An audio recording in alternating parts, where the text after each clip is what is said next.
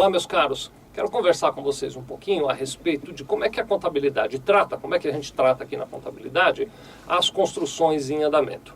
Esse tema interessa muito diretamente a quem atua no segmento de construção. Então eu vou dedicar o exemplo e essa conversa toda para o pessoal que está inserido nesse segmento de construção, que aliás é um segmento que tem crescido bastante. Eu costumo dizer, quando eu falo de construção, que você, numa operação normal, então imagine o seguinte: eu compro e vendo controles, como esse aqui, compro e vendo controles remotos, né? Então, numa operação desse tipo, quando eu procuro um fornecedor, compro um controle remoto desse, ele me entrega, eu coloco na prateleira da minha loja para vender, vendo e depois recebo do meu cliente, este ciclo de operação todo, normalmente ele acontece rápido, né? O que é rápido? Normalmente ele acontece num período menor do que um ano. Então, entre o dia em que eu comprei o controle remoto do meu fornecedor e o dia em que vendi o meu controle remoto para o meu cliente e recebi o dinheiro, em menos de um ano eu concluo essa operação. Quando a gente vai para o segmento de construção civil, por exemplo, você tem situações, comumente, em que o prazo para o início da obra, a compra do terreno e o início da obra e, finalmente, a entrega das unidades para os seus compradores e o recebimento do valor daqueles compradores, normalmente leva mais de um ano. A própria obra, por si só, e aí a gente já começa a entrar na nossa questão, que é construções em andamento, a própria obra, por si só, normalmente demora mais de um ano. Se a gente pegar, por exemplo, um caso de uma construção de um edifício de apartamentos, que tenha, digamos, 15 andares, 4 apartamentos por andar, você normalmente demora um ano, dois, para terminar uma obra desse tamanho, só a construção, só a edificação do prédio. A questão é a seguinte: quando você compra o terreno na sua construtora, a gente classifica isso como um estoque. A gente vai lá e coloca um estoque terreno situado na rua tal, número tal. Além disso, além do terreno, o custo da obra, todo o material, toda a mão de obra que você na sua construtora aplica ou contrata gente para aplicar na construção, também tem que ser registrada. Muito bem, a questão é que nós não sabemos o custo final de cada unidade até que a obra acabe. Você só vai saber quanto custou cada um daqueles apartamentos o dia que a obra acabar.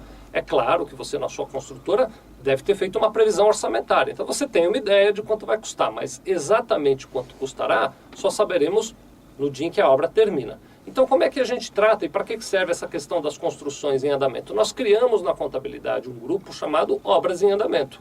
E todas as despesas que você tem com aquela obra, sempre que você compra concreto, sempre que você compra ferro, sempre que você contrata mão de obra, sempre que você paga salários dos seus trabalhadores e encargos sobre esses salários, enfim, todas as despesas que você tem sobre aquela obra, você vai nos indicando. É importante que esse trabalho precisa acontecer junto, né? Até porque construtor às vezes tem 3, 4 obras, então você vai nos dizendo: olha, este concreto eu comprei para a obra 1, estes ferros para a obra 2, na minha folha de pagamento estes funcionários estão na obra 1, estes outros estão na obra 2, e a gente vai quebrando isso dentro da contabilidade e registrando obras em andamento edifício 1, obras em andamento edifício 2.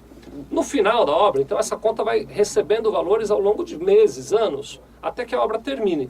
Quando a obra termina, a gente pega aquele grupo de contas e divide pelas unidades imobiliárias. Isso é um resumo, tem algumas complicações, né? Vou dar um exemplo. Às vezes você tem um edifício que tem 4 apartamentos por andar, tem um elevador de serviço que serve os 4. Então, o custo desse elevador de serviço a gente divide para os 4. Mas tem um elevador social que serve 2 de um lado e 2 do outro. Então, o custo deste elevador a gente só coloca para essas 2 unidades, o custo do outro a gente só coloca para outra.